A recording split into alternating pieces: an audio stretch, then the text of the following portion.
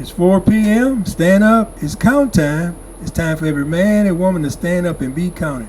I'm Brother L.D. Azobra, and I'd like to welcome you to another edition of Count Time Podcast. Well, we got some history. We going back in history today. I done located, found, what they say, dug up. I think he has to be the first, one of the first brothers that go back to the history of LSU football. Now, I got here today Mr. Edmund Alfred Stewart, who they call Nanu. Welcome to Count Time, my brother. All right. Glad to be here. No, we happy to have you because you got an interesting story to tell that very few of us have heard about, even know about. So we're going to get to that, but first of all, we need to find out a little bit about Edmund Alfred Stewart. Most folk call you Alfred. Right. Now, give us a little. Now, you grew up where? I grew up in Donaldsonville. Donaldsonville? Yes. Now, who your people in Donaldsonville? Well, my parents taught school there. We went to Lowry. You went to Lowry High School. High school? Oh, Yeah. Okay. That's history all by itself. We lived right behind the school. And in 1962, I came to Baton Rouge, where I began my high school education at Southern Lab.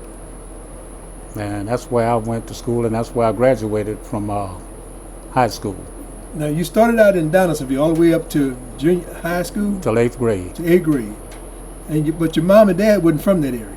No, they were from Greensburg, but they worked in Donaldsonville. That's where they taught. Greensburg, Louisiana? That's right. Okay, now who are your mom and dad? They both deceased.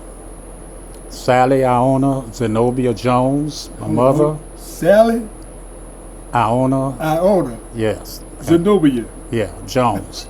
Maiden name. Okay. And my daddy was Edmund Alfred Stewart Sr. Okay, right. Okay. Yeah. How many brothers and sisters you have?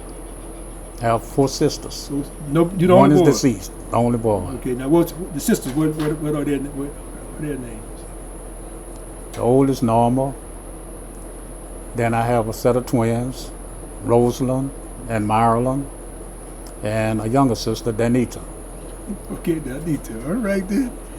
Now, so you go back to Deville. That's where yes. Your story starts at in Donaldsonville. Right. Now, what was it like?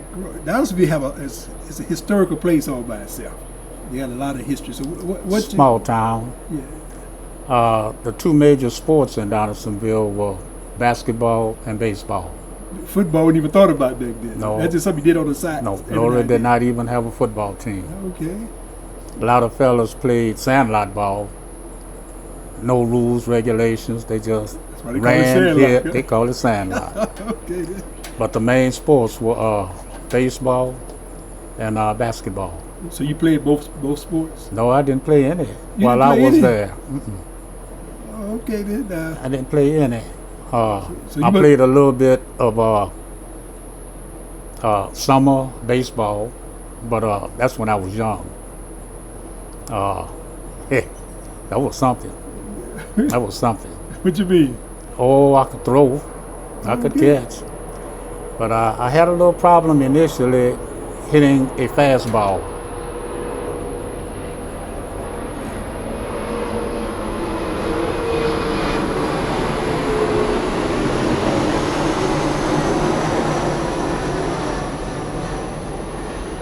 I gotta let everyone know your house is right next to the airport with a plane pass straight over your house. That's right. But it's a beautiful thing to look at and listen to, but I know it's getting annoying after a while. Right? Oh, yes. Okay, so you played a little baseball. Now, what you think? Then I came to Southern High. I didn't participate in sports until my junior year. I played in the band.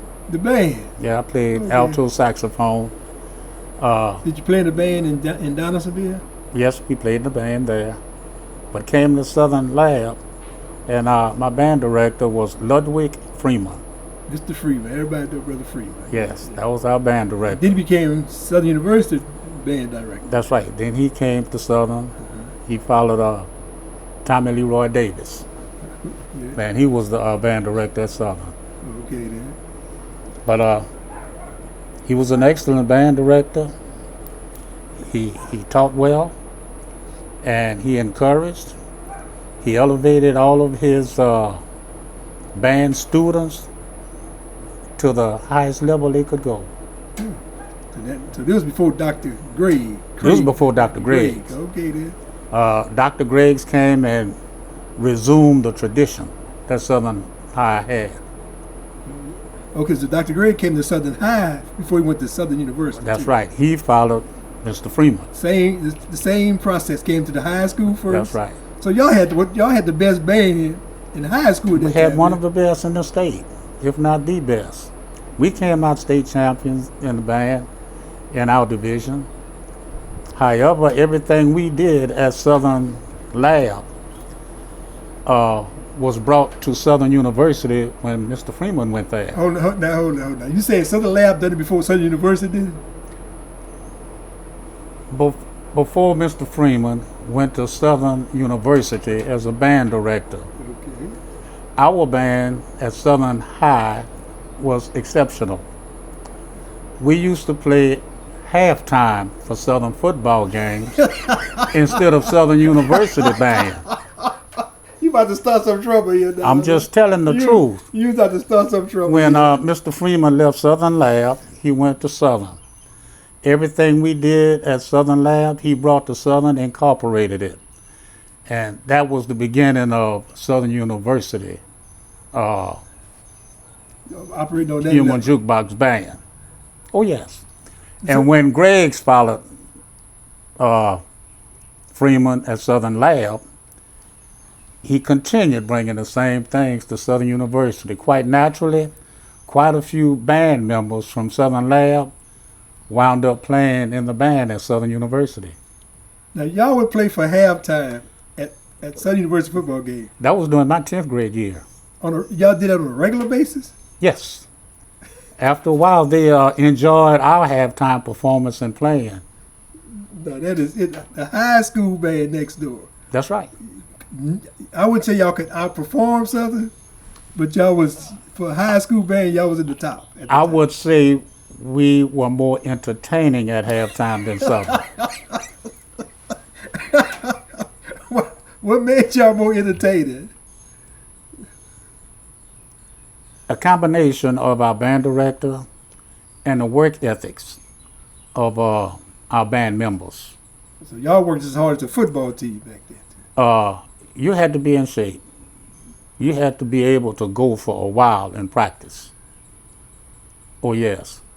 And you didn't just blow hard. You played with a quality of tone. All right, now hold on. Now look, this is Brother Edmund Alfred Stewart.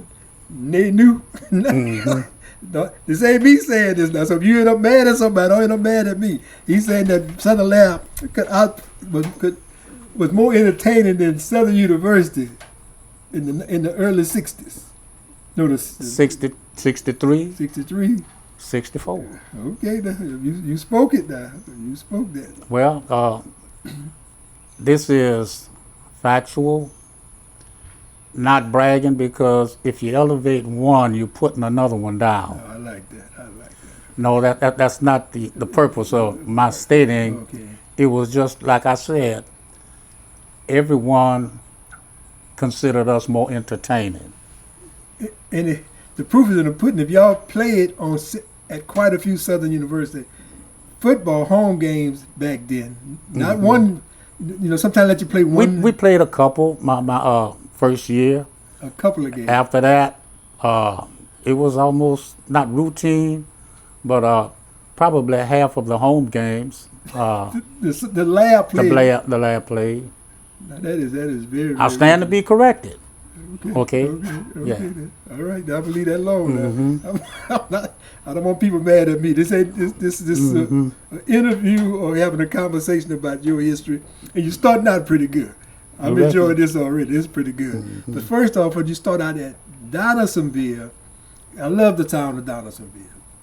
because you got the River Road African American Museum up there, and I've been a part of that for quite some time, under leadership of that time of Kathy Hambrick, who we moved it from the plantation that burned down, Texcoco plantation that burned down in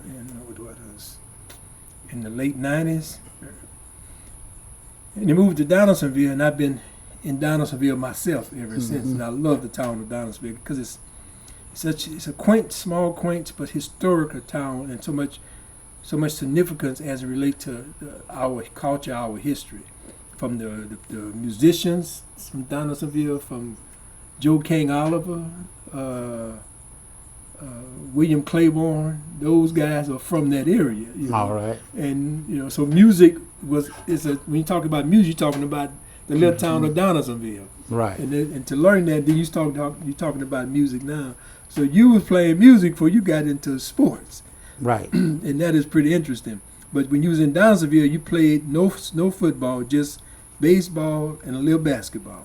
And we had a band. Y'all had a band. Yes. Now, who was your band director at that time? Thaddeus Dandridge. I know Miss Dandridge. I got to be kidding to her. Mm-hmm. So that was a she or he? No, he was the band director. Okay.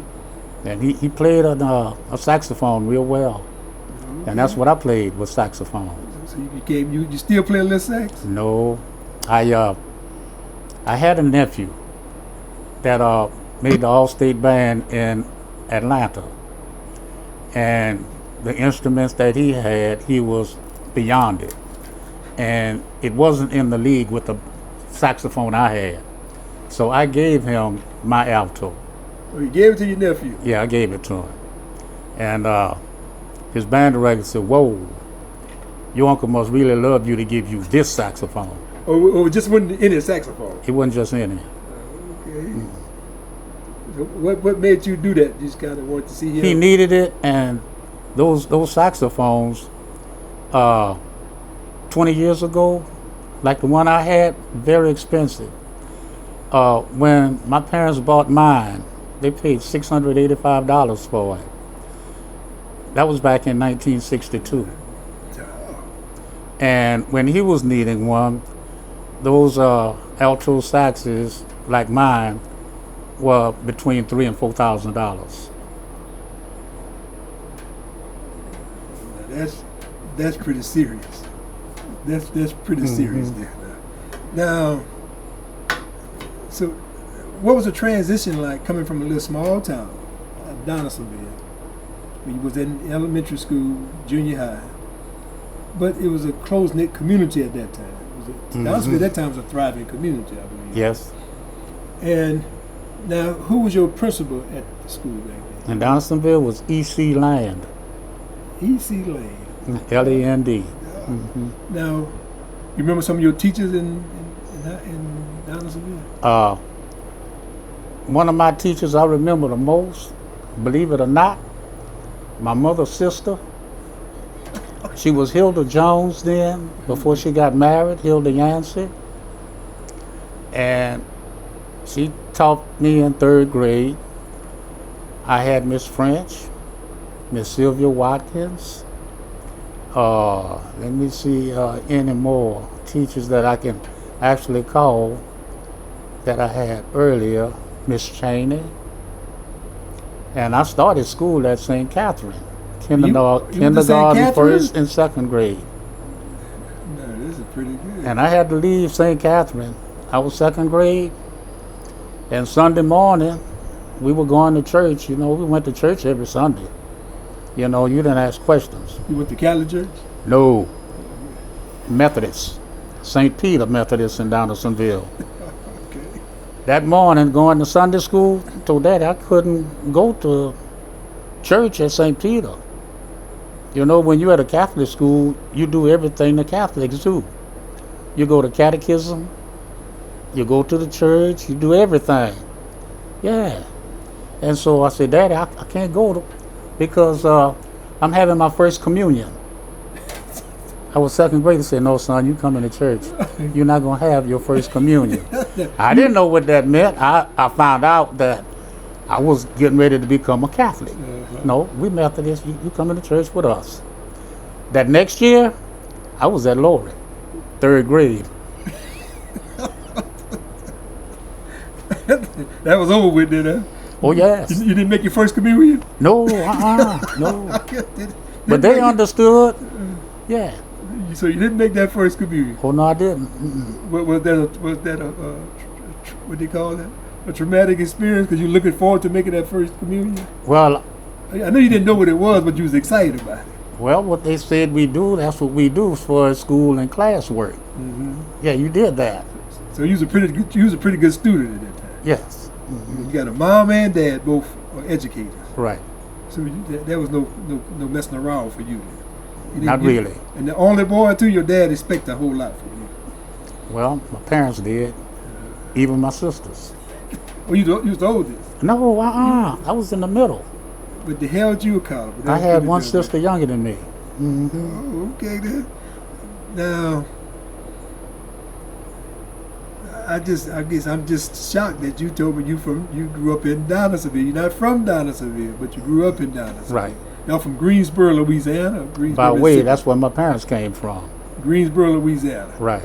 All right. By the way, that's around 8 meat. That's right. Around 8 meat over there. All right then. Now you end up in Baton Rouge. You get into Southern Lab, which was a top-notch school. There's a lab school just like you hired. Right.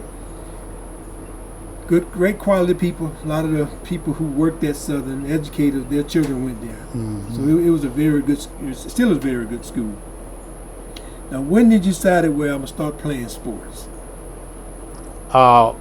When my daddy let me, I wanted to play football and basketball. There was a different level of learning and schooling between Lowry and Donaldsonville based on what was presented. I wasn't working on the 8th grade level when I came to Southern Lab. I was working below the 8th grade level. Oh, okay. However, I was making A's and B's prior. But the learning curve was a little different. Anyone coming from Donaldsonville could have caught on and started, where I was and progress. However, I was able to play in the band. All of us in my house, we all played the piano. We all played instruments. Okay, then. So that affected my dexterity and my finger movement playing the piano. So who's the musician in your family? We don't have any. I would say my daddy, because when he was in his 70s, he taught himself with books how to play the organ. So I would say he's a musician because he stayed with it until he passed away. All of us, we dropped it on the side, and we could play decent. Okay. Now, but you had the passion to want to play sports. Oh yes. Now you've been playing baseball and basketball. Now, what in the world made you think I can go play football? When I went to Southern Lab, I was not playing any sport at all. At Southern Lab, I could run track. So I ran track my 10th grade year and 11th grade. I was told to play football, I had to have a B average, Not the school. not the school. Your But dad. that's what my daddy told me. Okay. And it took me 8th, 9th, and the 10th grade year. In the 10th grade year before I was able to consistently have B's or B average on my report card. And then 11th grade, I was able to go out and try out for football and basketball. So So it took And you a little while. that's when I started playing football and basketball in my junior and senior years. Now, what position you played in football? End. I was an end. Defensive end? Or tight end? Basically defensive end, but I also played offensive end or wide receiver. Okay, then. So you were a little versatile. Yeah. Now, which one was your best? Which one you like, or which one thought you were the best at? I would say, for his catching the ball, that was one of my strong points. Yeah, good hands. Understanding the game and knowing how to play defensive end, how to prepare for runners not turning your corner. On kickoffs, how not to allow the running back to get to the sidelines, keep him bottled up in the middle of the field. I understood those principles. Yes, that's my position. I said, I know. I know what you're talking about now. Mm-hmm. Okay. So we that's where I played pretty much defense, but on offense I played a good bit. Not all of the time. Now, who's your coach Lonnie Owens at Southern Lab? at Southern Lab. Football and basketball? Football, basketball, baseball, track. The one coach. That was coach. He was the coach. He was coach. Now the advantage we had, other than other schools, were the student teachers that we got from Southern. Okay. Our senior year, when we won our first state championship, Walter Lundy was one of our student teachers, and Richard Tombstone Jackson was our student teacher. Oh, Richard, you got to shout out Rich. He's still around. Oh, yes. I'm supposed to interview him soon, right? Right, Rich? All right, I'm going to be calling you. Mm-hmm. Okay, and I'll let you And who played with Denver. that man constantly kept himself in shape. Oh, yeah. Still to this day, That's what I hear. looked great. Yeah. Yeah, he still looks great. Mm-hmm. The Tombstone Jack. What's happening, Tombstone? So they would This come over Alfred Stewart. there- so they would come over there and help you, work with you. Oh, no, that was our student The teachers. students, they was there on a regular there. They were there at the beginning of the football season. They pretty much took over, not the coaching, but implementing how we performed and how we Techniques. positioned ourselves on the field. Coach Owens was the coach. They fell in line because he was their mentor. They understood more about the ins and outs of every position. That's how they were able to help. Walter Lundy, interior line, and Richard Jackson on the exterior ends. Now, as far as running backs, that was Coach Owens. Okay. then. Yeah. Okay. Oh. Now, who were some of y'all top players at the lab school? The best player I remember having on my team was Leonard McKinnis. He was a tackle, and he's deceased. He drowned before we graduated. He was headed to Grambling. He was 6'5", 270. And we could not leave him running sprints. We used to run sprints, 50-yard sprints, after practice. After practice, we all wanted to be in the line with him to push him. You couldn't run away from him. He was faster than that. He was fast, and he had speed, and he was strong. And everybody knew him as Piggy Pot. Piggy pot. Ooh. Piggy Oh pot. yeah, oh yeah. Okay. And we knew he was going to be at the next level, not college. We knew he was going to be at the next level. He was that good, and he had a lot of determination. And you talk about a life cut short. So he drowned in In high school before he could graduate. I senior- don't want to talk about that. Okay, then. I'm just saying, yeah, he passed on. We're going to leave that alone. All right. And I'm going to say that about quite a few things. We're going to leave that alone. Okay. But anyway, another athlete we had that was during my time of playing was a quarterback by the name of David Mays. Never heard that name. You didn't hear that name. You're going to hear his name again when we get to interview and prior to my going out for the football team at LSU. Okay, then. prior to my walking on, making an attempt. Okay. You're going to hear that name again. Oh, all right then. But when I mention it then, I'm pass on where he is and what he did. Okay. But others, we had one, Larry Menzel, a running back. That young man could cut on a dime. He could run through a hole at a 45-degree angle, full speed. He wasn't the fastest you could run him down. But bro, did he was an ankle breaker. Oh, okay, had the kind of moves. Oh, he had moves. He'll give you a leg, and it's 5 feet away from you. As you dive, it's 5 feet away. He gone. He's gone. Oh, he was smooth. We had another player we had on that line was Allen Montgomery. He went to Grambling. He was a guard. We had quite a few people that were real good. Matthew Abrams was a linebacker. Matthew's a physician. Oh, that's Matthew. Dr. Matthew Abrams. Yeah, he was our linebacker. Oh, I didn't. And a guard on the Oh, okay. What's up, Doc? He also had scholarship to Southern to play football. I did also.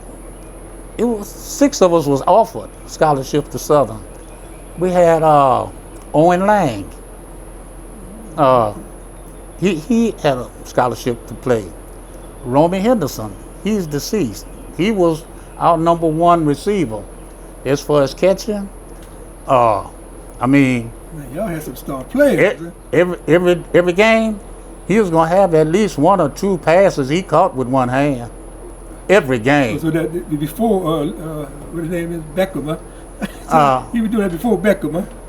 Oh yeah, I was catching with one hand. But all good receivers, you will get to the point where you don't rely on catching with one hand. You know the time's gonna come when the ability to hold the ball in the shape it's in, to catch it, being able to do it with one hand is gonna be to your advantage. You're gonna be in a spot where you have no choice but put that one hand. Odell Beckham, he had no choice with that famous but to throw one hand up.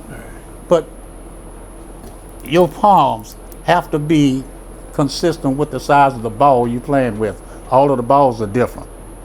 All of them are different. The pebbles on them are a little different. So you want to feel the ball before you play. You notice that this ball is slick. This one has pebbles where it can grip. We didn't have stick 'em on our hands, and we didn't wear gloves that you had to assist you in catching the ball. But you had a little tape on your fingers, though. Huh? No. Nothing. Just The only time I had tape on my fingers when I sprained them. I had to wrap 2 fingers together. Right. Okay then. But no, we didn't. Oh no. And the way we looked at it, if the ball touched your hand, you weren't supposed to drop it. If you touch your hand, you got to catch it. You're supposed to catch it. Man. Oh yeah. But you had So what was your record your junior year? Now you see that junior year, we had the senior class, and our record was 3-2-1. We started the year off 0-2. Who were y'all playing back then? Who was the We were playing T.A. Levy, Cheneyville, Northwestern. We would play those big schools. When I say big schools, those that had close to 1,000 students: McKinley, Scotlandville, Capitol, and Jamborees. Okay. And every now and then we would win, but we went against them. They knew they were in a dogfight. Okay. But going back to my junior year, we lost our first 2 games, and then Coach Owen started substituting the juniors in instead of the seniors. The first game he substituted us, we played Northwestern. Northwestern was leading 20-0. That's right. So he started putting the juniors in, and we had David Mays as our quarterback. He was 10th grade. Well, we held them. They couldn't score anymore, and we wound up tying the game by the time the game was over. Y'all came, they shut them down, and y'all scored 20. 20. That was our one tie. After that, we won the next 3 games. With the So our juniors and record, sophomores. that's right. Our record was 3-2-1. When that season was over, So y'all only played 6 games then? 6, because we didn't go to the playoffs. When that season was over, the juniors said, we're going to win state championship next year. Y'all figured y'all was good enough to win the state championship. We were better Y'all won than 3. we needed to be. Y'all won the last 3 games. That's right. But we won those. And you tied the game that y'all came in. And the team we tied came out second in the state that year in football. That's pretty good, man. That's pretty good. Mm-hmm. Oh, yes. So our senior year, 14-0. Y'all played 6 games one year, 14 games the next year? Well, we had all of the games to play. Then you had the district, the zone. Yeah. We played, I believe it was 4 playoff games. They had that many playoff games back then? We were 14-0. Now, so you say you had something to do with that? I played. I was a part of the team. Okay, then. I did my contributing. And I would like to think that in certain instances, I was a major contributor, just like on an impact player on certain plays. It's just like on certain plays, the quarterback was more of the impact player than the rest of the team, even though he touched the ball every down. Leonard McKinney's Piggy Pot, he was an impact player every down. However, there are some downs he was the man. Everybody on our team had positions and plays that happened that they initiated a power play. Yeah, Matthew Abrams, Rodney Higgins was a linebacker. Walter Haynes, he's deceased. He was a running back at SMU. Yeah. Man, we had some athletes on that team. Hey, so And that was the first year of the initiation or the beginning of Southern Lab having powerful football teams. Our team left a legacy. The next year, it did the same thing. They won the state championship, and that's when they were doing it. Also remind me when we get to the point about trying out for LSU's football team. So we need to move forward to that now. Then. Yeah. Now, so your senior year, y'all end up winning the state championship, and you all know you can play on the next level now. That's right. So that motivate the whole team. Got to be motivated, Right. and the school, the coaches, because look the level of players and the quality of players we got here. Now, what made you decide to go to? You right next door to Southern. Right. Are you still playing in the band then, or you stopped playing? No, in I wasn't playing in the band. But you decided you and your mom and dad are educated. What school they was teaching at the time? At Lowry. Oh, they were still in Donaldsonville? Yes, at that time. So you was going to Southern Lab, but they was driving back and forth to Donaldsonville. No. Our house was in Donaldsonville. Well, how you got to school over here? You remember I told you the teacher I remember the most was my mama's sister, Okay. Hilda Jones. All right. Third grade teacher. Third grade teacher. All right. Mama's sister. After a while, she started teaching at Southern Lab. Now, she encouraged us to take the test. We were able to get in the class, and we stayed with her here in Baton Rouge. Now you about to leave that out. That's the most important part. Because your mom and dad was still in Donaldsonville working. Mm-hmm. But you moved to Baton Rouge with your auntie. 2 of my sisters and me. And now you all living with your auntie. That's right. Who being responsible for you all every day. Every day. getting you all to school. So That's right. So she's at the lab school with you. Yeah. Okay, so she teaching there too. Then. She didn't teach me when I got to Southern Lab because she believed in that rule of putting it on your knuckles. But now it's against the law to touch a child. You can't even look at it. That's amazing. Mm-hmm. Like none of us died from a. And back then, it didn't matter what school I went to. From Lowry, St. Catherine. When I got a whipping at school, the teacher told my mom and daddy, and when I got home, I got another whipping. And that was the nuns. Then you talk about we lived in a village. Right. You let a neighbor say, I saw Alfred doing this. They sent me home. Daddy took care of that. No question. Just because Daddy, they were I don't want to hear that. You just make sure you be in a position for that not to happen again. But until then, you're going to take this. That's amazing.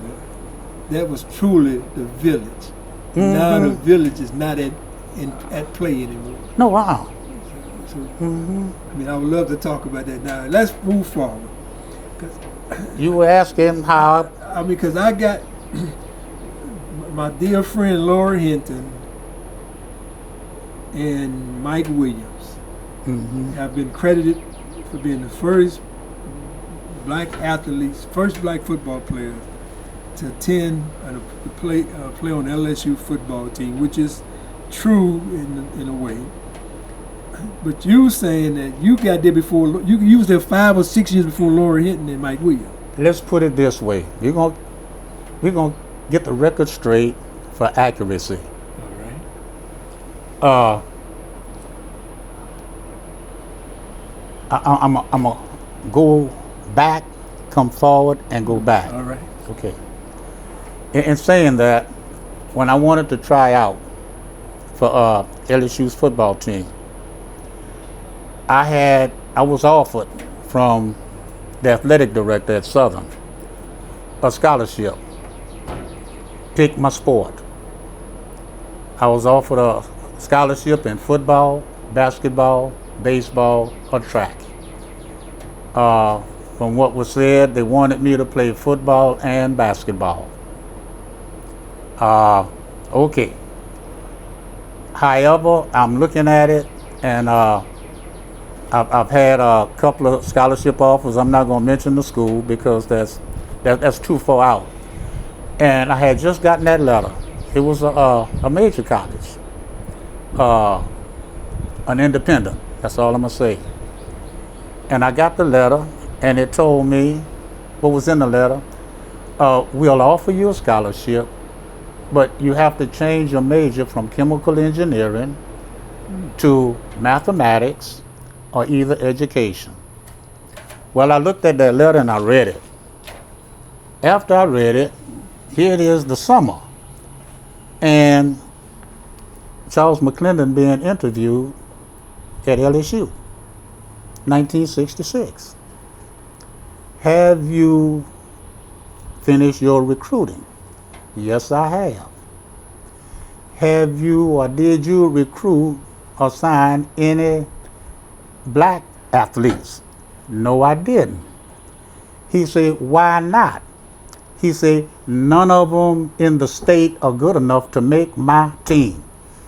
Those were words out of Charlie McClendon's mouth. Tell you all truth in history. 6 of us went to the All-Star game, me included, in '66. 6 from St. Augustine, well, Otis Washington was coaching, went to the All-Star game. We put them in a spot where they saw they weren't going to start against us, and they left and went home. The guys from St. Augustine. Yeah. So now, what was All-Star game played at? Southern. Southern, okay. We all were, comrades, all together. But when they saw they weren't going to play, they said the coaches were partial to the players in the Baton Rouge area. Right. So I couldn't say whether that was so or not, because I was putting out all I could to play. 2 fellas from St. Augustine, not good enough to make his team. They both played line. I can't think of their names. You can go back and look at 1966, and those fellows went to Oklahoma. The year Oklahoma won national championship. You remember when there used to be them and Nebraska? They had a game 35-33. Two of those offensive linemen from that St. Aug team that wasn't good enough to make Charlie Mack's team was starters on Oklahoma's national championship team, and LSU had a losing record. Now, when I heard that, I told Daddy, I'm going to LSU. I wasn't planning to go to LSU, let alone the school. You weren't even thinking about LSU before then. No. You hearing Charlie McClendon make this, having this Profound interview, statement. and he made this statement about that No black was in good the state good enough to make his team. But you wasn't offered to go to LSU. No. So what made you decide to go? I had an illness.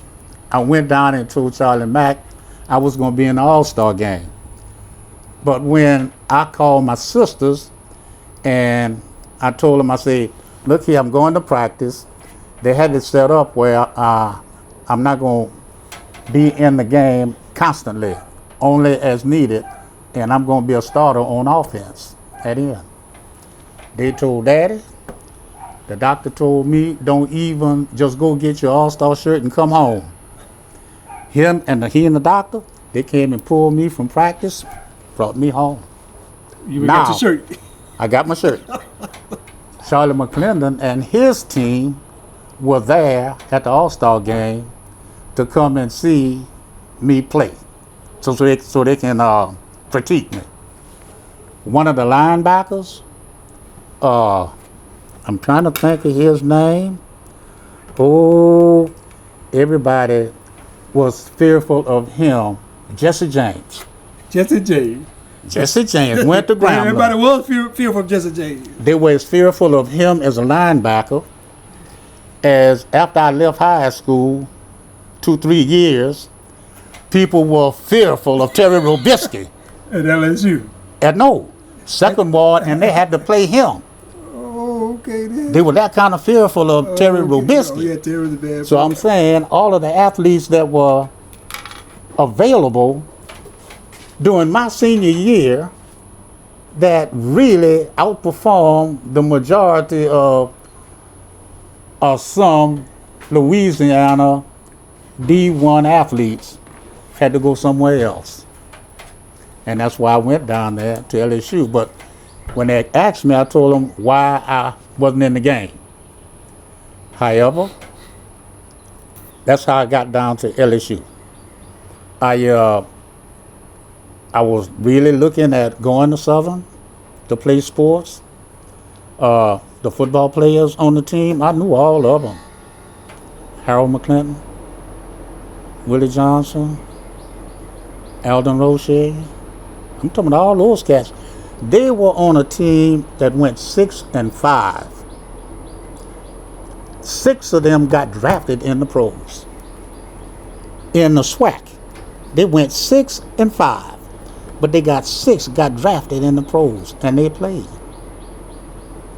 Richard Neal. Oh yeah. Alfred, you need to come here. Now, we're gonna move on, and from now it's just what we did at LSU. Okay.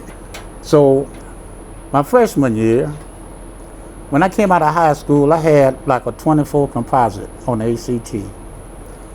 And I had close to a B average. If I didn't have a barely, I know I had a B average because I couldn't have played without it. Charlie McClendon told me I could not come out for the team because my grade point average was too low and my ACT was not high enough. My composite was 24. But I couldn't come out for his team. That's number one. And I already knew back then the composite was 18. That was the minimum. Gonna move forward to be able to get more athletes, they dropped it to 15. Is that right? Okay. We're gonna leave that part alone. I think I had a 16. We're going to leave that alone. But that has nothing to do with the ability of a person to grasp and play football. Right. Okay. Now, I couldn't come out that year. David Mays, a dentist, The quarterback. my junior year. So he played quarterback 10th, 11th, and 12th grade year. They won the championship. His 12th grade year, he went to Texas Southern. They have an excellent dental school. That's where he wound up. He called me while I'm on campus. Alfred, the coach, McClendon, wants me to come down there and throw some passes with Sammy Grisafi. Sammy Grisafi he had graduated from school and he was a wide receiver or a running back. He wanted to see if David could actually throw the ball to Sammy with the speed he had. They started with short passes, intermediate, crossing passes, and deep passes on the fly. And that is the hardest pass for a quarterback to throw accurate with a running back wide out and running straight down the field full speed and you dropping it in the basket. That's the mark of an excellent arm. That takes a lot of practice. He could do that his senior year. He came in there and we were talking. And after they were throwing the ball and all, Charlie McClendon. You was out there watching him? Yeah, he called me to come be with him. Right. So I said, all right, I'll come. And so I went, and Charlie McClendon and Coach Peavy. I remember Peavy. I remember Hamlet. Yeah, my partner Hamlet. Oh, I remember him. Yeah. And which one? Dolan. I don't remember that name. Dolan left LSU and went to Lake Charles. He went to McNeese as a coach. All right, we're going to talk about him. After I went out for the team and tore up my knee, I saw him in school. He said, Alfred, why don't you come down to McNeese? He said, if your knee hold up, he said, I'll give you a scholarship. All right. Okay. Now we're going to go back to David. Like I said, I'm going to go back and forth. All right, that's okay. And so Charlie Mack and Peavy, I believe he was running backs coach. Right. Anyway, and Dolan was the tight ends. Anyway, they said, well, we can give you a scholarship, but you won't be able to play quarterback. You'll have to be a wide receiver or a running back. David said, Alfred, what you think? I said, David, not at the college level. I said, but you're going to play at the next level. Go where you can play quarterback. You know who lives on that street behind me on Juniper? Okay, David. Eric Randall Oh, Eric. and Marcus Randall. Okay. To the brothers. Yeah. I talked to them about Eric, and I said when he was ready, Major Harris had just got the Heisman Trophy at quarterback, West Virginia, and he did not get drafted at all by the pros. LSU wanted Eric to come down there. I said, Eric, go where you're going to get a degree and go where you can play quarterback. LSU didn't want him to play quarterback. Okay. So he went to Southern and, everything panned out. Did well. Well, you go back to David. When David went to Texas Southern, his sophomore and junior year, the Dallas Cowboys paid for David to come to their camp. David graduated. He got drafted by the Cleveland Browns. David played quarterback for the Cleveland Browns. He didn't start. Brian Sight was the quarterback. You remember when Brian Sight got hurt and he went out for 6 games? David came in as the quarterback. They won those 6 games. When Brian Sight came back off it, they put him back in and they lost the rest of their games. We're talking history. Shout out for a lot of people that I knew that made it to a spot that I wasn't able to play because of an injury. let alone going advance to another spot. I'm giving shout outs to all of those I knew from 66 and 65 and where we were and how we looked at how we could benefit others. Anyway, so he waited until my junior year, 24 hours from graduating in engineering. So you was an engineer at LSU? Yeah. And I was taking my last calculus and physics course, A and B. He said, well, you can come out for the team. So now you will all those years. But he wouldn't let you come out. Would not let me come out. Did you go out every year? He just told you like, he just told me you can't. He said your grades are not high enough. Okay. So David went through the ball, but he ended up going to Texas Southern. That's right. So he allowed me to come out. After he allowed me to come out, we got to talking. So now it's 1969? This is 1968. 68, okay. Well, I can come out for the team, okay? And so I'm gonna tell you how I was impressed with LSU. This was back in 68. He said, what do your friends call you? I said, my friends call me Alfred. He said, well, I'm gonna call you Alfred, and you call me Coach Max, sir. I've been at LSU 3 years. Now, after he made that statement, he said, now Alfred, look like you do well in the sciences, the math and physics and stuff. He said, how about you lead study hall? You know what I told Charlie Mack? I didn't come down here to lead study hall. Lead study hall? Yeah. With my grades in physics and calculus. Oh, he wanted to utilize your services. Yeah, I said, I didn't come down here for that. You made me wait all this time, but I was too conceited. Anyway, and I was too cocky. But anyway, he let me come out. I told David what I thought, and I'm glad he followed up on it because he was win-win. He got his degree, his occupation, and he got to play in the pros. Everyone wants that opportunity just to step on the field, right, to see what the pros are like. Now we're gonna go back. What impressed me, 1968, first thing you get is helmets. You go under North Stadium, and you go to walking through all these doors. First one, here are the helmets.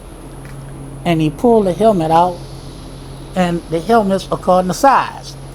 I know it must have been at least 400 or 500 helmets in that stacked up. 6.5, 6 3/4, 6 5/8, 6 7/8, 7 1/8, 7 1/4. And he pulled them out, we just trying them on.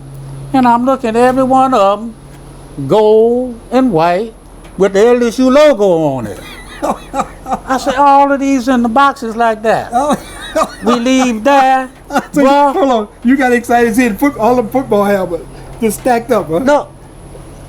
Southern had to get some helmets from LSU for some players because of their head size. Right, I remember them days. Huh? All right, we leave there. What kind of face guard you want? I say, I want the one like a T. He say, no, you want this one with the 2 bars and this open so you can see. I said, okay. So we got that, the chin strap. So Charlie Mack is getting this himself. No, they sent, who was it, Hamley? One of those coaches came with me, you know, picking the stuff out. And the head trainer, because he was taking the stuff, he was hooking up the face guard and all on the helmet with the chin strap and all. And so, what you want? You want single snap or double snap? I said, I'd rather double snap. I don't want the helmet coming off. Look, you know I'm telling the truth. Man, you too much. Huh? We get there, and always like we're going to shoulder pads. I always like the rounded shoulder pads. He said, no, you're going to be playing receiver and split back. You want the pads that come up so you can actually legally hook someone so you can turn them. I said, whoa. He said, we got 5 or 6 different types of pads. He said, these usually are restricted for the defensive line, these for offense. He said, these are for guards because the guards pull the rounded pads. He said, that's so they can brush off. And I said, whoa, this thing's got to be technical. I said, whoa. Every room you went in, you pick your, they did not have pants, practice or game pants to fit me. I was 6 feet, 215 pounds. I wore size 32 pants. The smallest thing they had was 36. You had a little bit of waistline, huh? That's right. And my pants always came off me. I had to tape them to try and keep them up, but they were going to get some pants that I could fit. When I went out, Marty Broussard gave me a strip of tape like this. Marty Broussard. I'm going to tell you about him. And so I had the strip of tape, and I was talking to Doc Williams at Southern. He was the trainer at Southern. While I was going out at LSU, I'd get a ride from LSU to Southern before practice. All my classes were 7:30, 8:30, 9:30. That's when my classes were, 3, 6, 9. Tuesday, Wednesday, Thursday, 7:30, 8:30, 9:30. Okay. All right. I get a ride from LSU to Southern. Doc Williams would put a basket weave on my ankles. For what reason? Because, you know, basket weave, LSU gave you a little piece of tape. You might have wrapped it around your ankle one time and then taped it. Okay. He took the tape, wrapped it around, and then did a basket weave. You've seen a basket weave, you know what that is. Right. Every day. That's what Doc Williams So did. you went to Southern to get your ankles taped. That's right. Then come back to LSU. For practice. That was every day. That's what Doc Williams did for me. And the players at Southern, man, they would encourage me, man, look, we sure wish you still would have come here.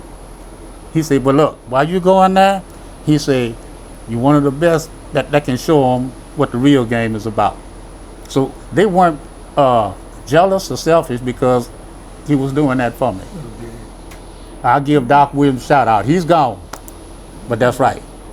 Every day. Every day. No. Now when Coach Charlie McClendon finally asked you to come out 3 years later, when you went out, okay, you had to come back to Southern every day to get your ankles taped. I got a ride on my own, yeah. And you went back to LSU For practice.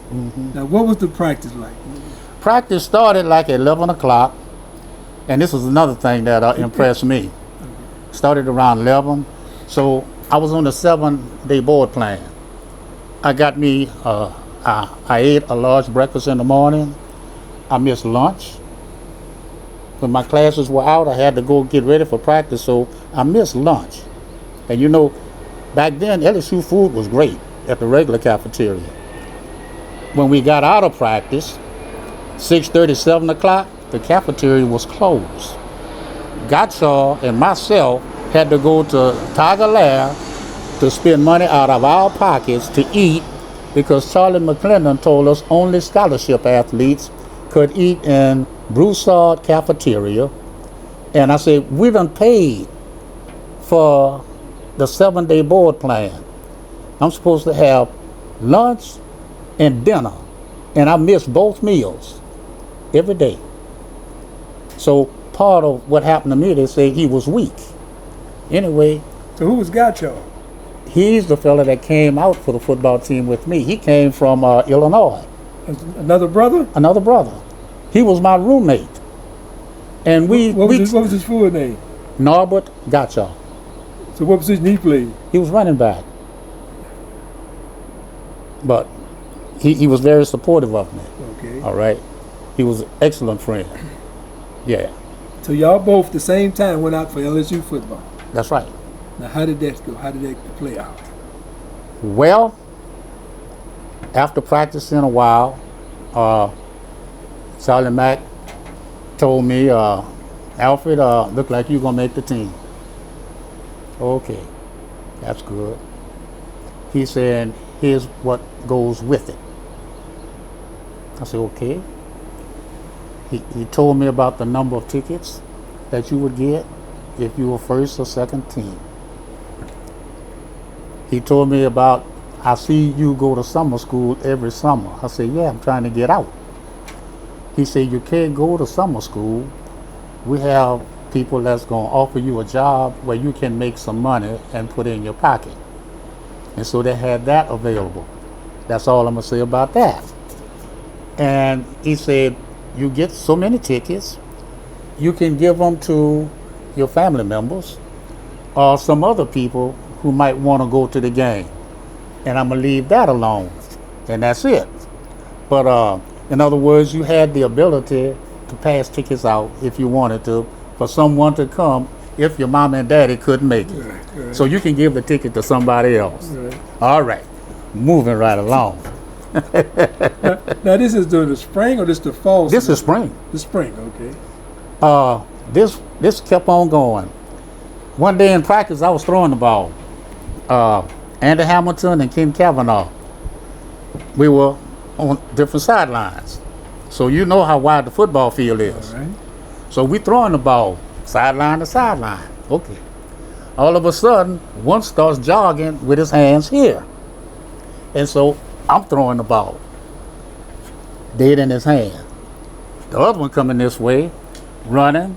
He wants the ball down low, dead in his hand. From across the field, from one side. 60 yards away. Okay, then. 60 yards away with zip. Okay. That went on for a little while. I can't think of his name. Anyway, the coach told me, Alfred, you're not down here to throw the ball. Put the football down. Stop throwing it. One of the practices, what's his name? Bobby. Oh, I'm trying to think of his name. He was a big Buddy Lee. Buddy Lee wanted to tear my head off on a 10-yard and out pass. So as soon as I turned around, the ball was right here at my head. And when I turned around, all I did was I threw it up and turned up the field. So you caught the ball? Oh, I caught it. And everybody said, man, I thought it was going to hit you in the head, but not only did you catch it, you knew what the next thing was going to be. Turn up the field. I said, no, I wasn't going to keep running. I wouldn't talk that. And that was one of the things that Charlie Mack said when he allowed me to come out. I hear y'all have real good teams down there at Southern Lab. He said, yeah, we understand y'all are really well coached. Okay. So like I said, I'm going to bounce back and forth with certain things at the right time. And so we looked at it. The next day is the day I got hurt in practice. The next day? The next day I got hurt in practice. March 31st, 1968. That's right. Now what happened? Well, I went up for a pass that was thrown too high, but I said, I got to make an effort. If I don't, they can say I was sloughing off. That ball was about that much above my head. And when I got hit trying to plant. And the field was a little wet, and this knee gave out. That knee gave out, and it was behind this leg. I said, huh. And I tried to move it and couldn't. Well, I took it with my hand, and when I put it in place, it said, boop. I said, oh, it was just out of place. Hold on now. You done that yourself? Yeah. Well, I stood up, and when I put pressure on the leg, it went back. And so the next thing I knew, a power sweep was run over me. And so I'm trying to keep people off of me. Hold on now. They still... No one came. That's right. They said, we just thought you were disappointed. This is what they told me. And they running another play? Yeah. Right over where I was. Now, you know they had options with me sitting on the field. That's all I'm going to say. So you know when I say, that's all I'm going to say, I don't want to get into the other part of it. Well, I did that. I started hopping on one foot to the trainer's table. I said, hey, I can't practice no more. I started hopping on one foot. And so by the time I got, that happened like on the 40-yard line. By the time I got to the 10, Andy Hamilton, I believe, or Ken Kavanaugh and another person came to help me get to the locker room. No, I'm going to the trainer's table. They helped me in there.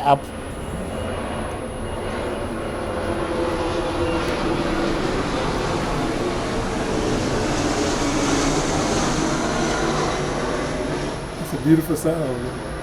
To hear a plane coming over here. Mm-hmm.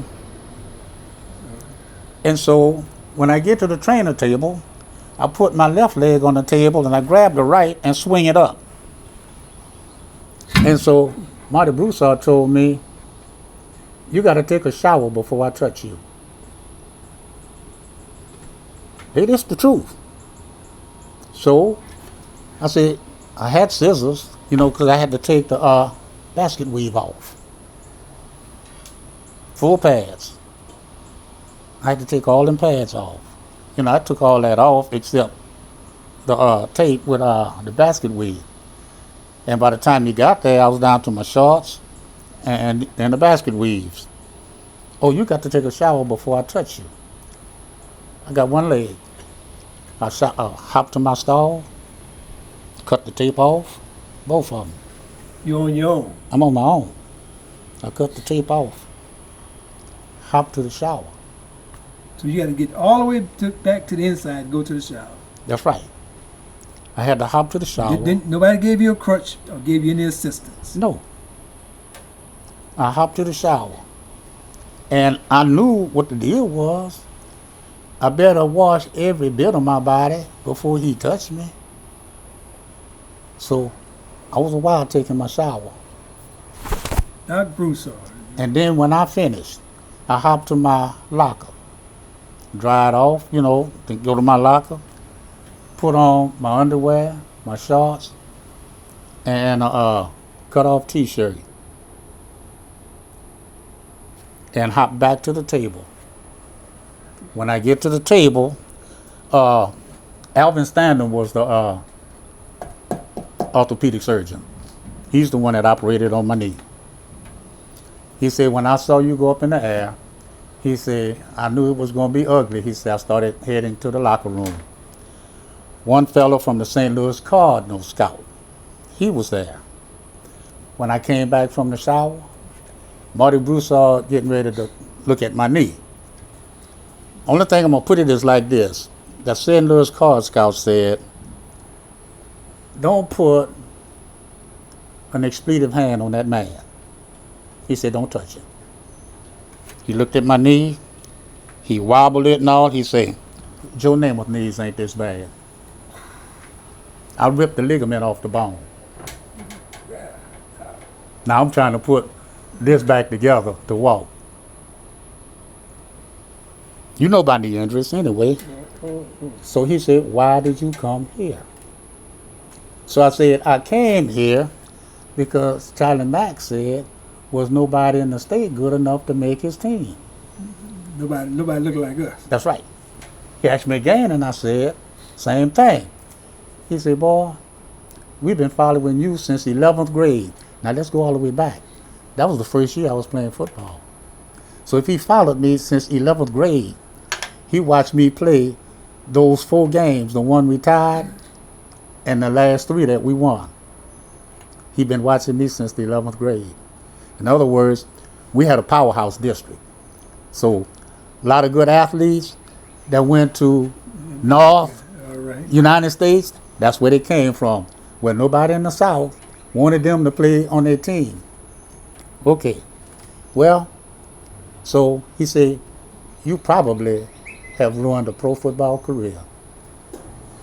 He said, we watched what you were doing and how you do.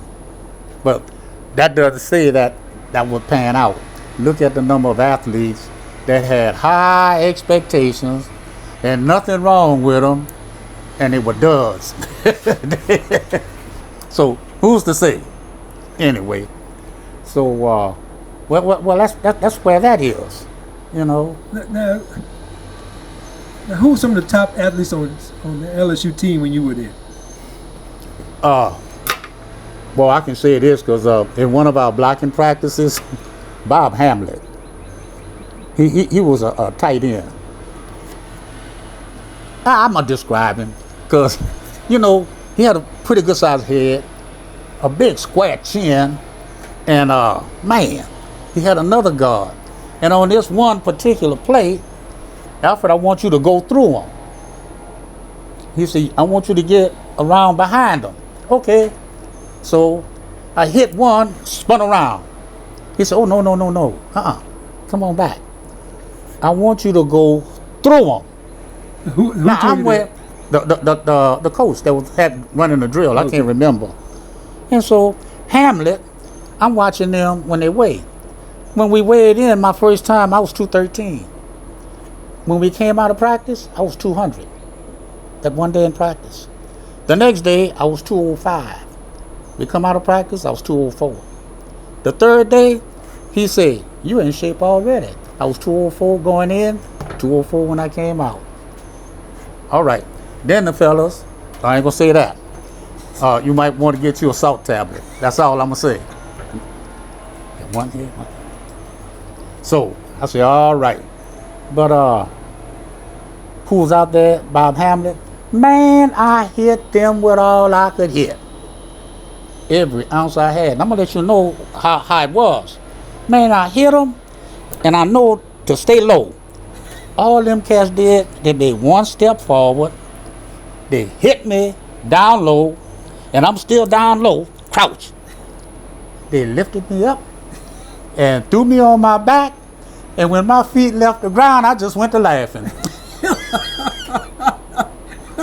I said, bruh, y'all some strong boys. I reached my hand out, and Hamlet picked me up.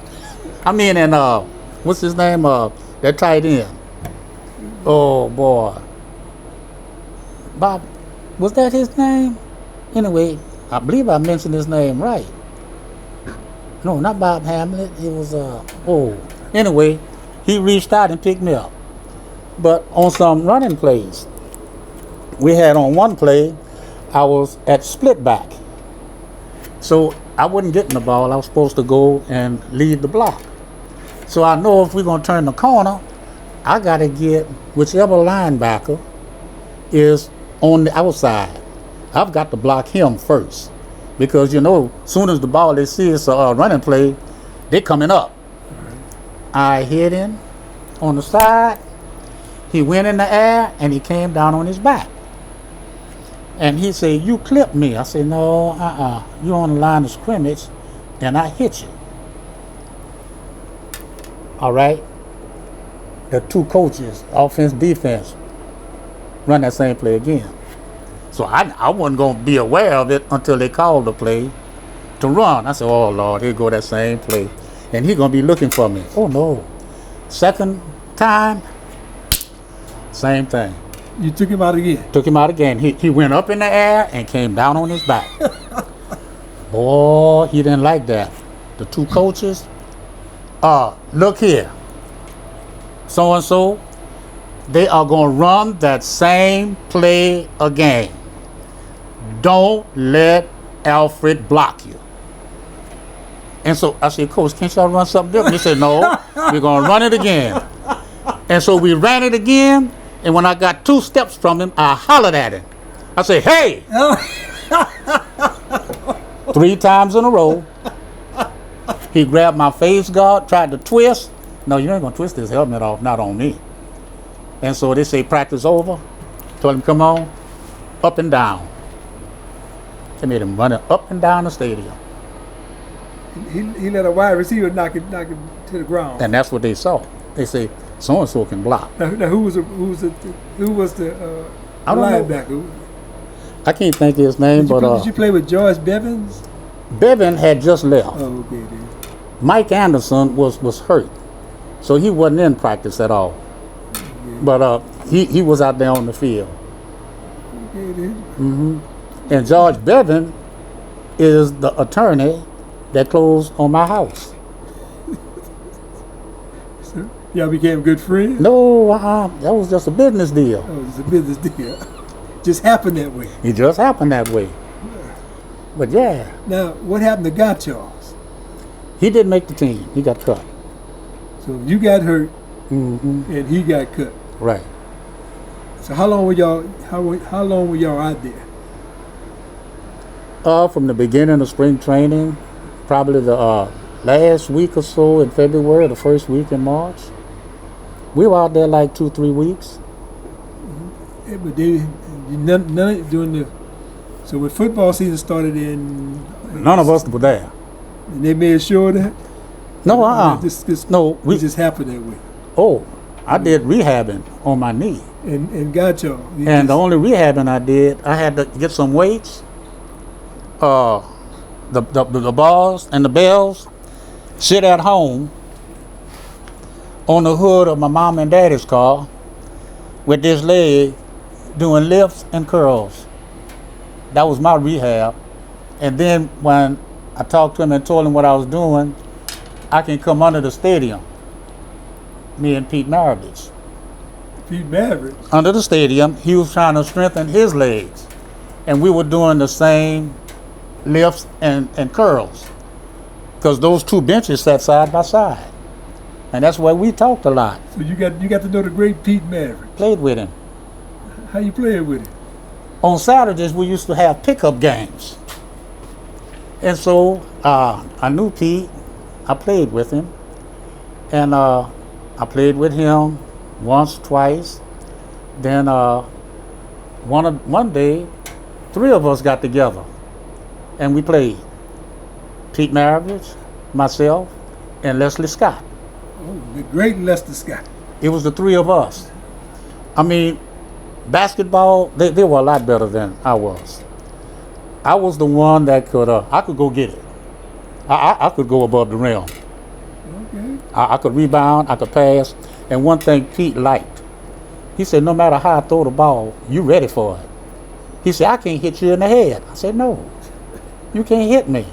It doesn't matter. I'll pass, and I'll put myself in a position to pass back to he or Leslie where they have their open shot.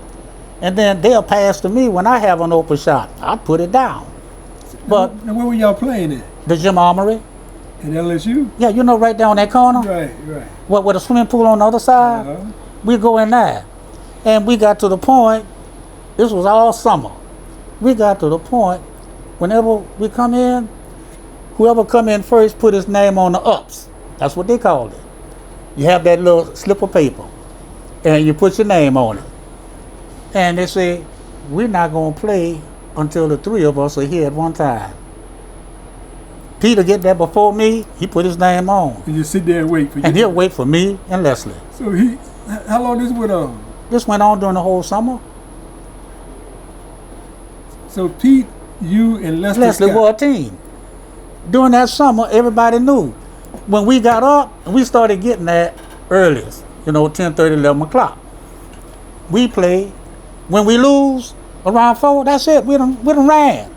So y'all out there for 3, 4, 5 hours 2-3 hours for sure. every day. Whenever we played. That was like on a Saturday. And y'all would lose every now and then. When we lost, we went home.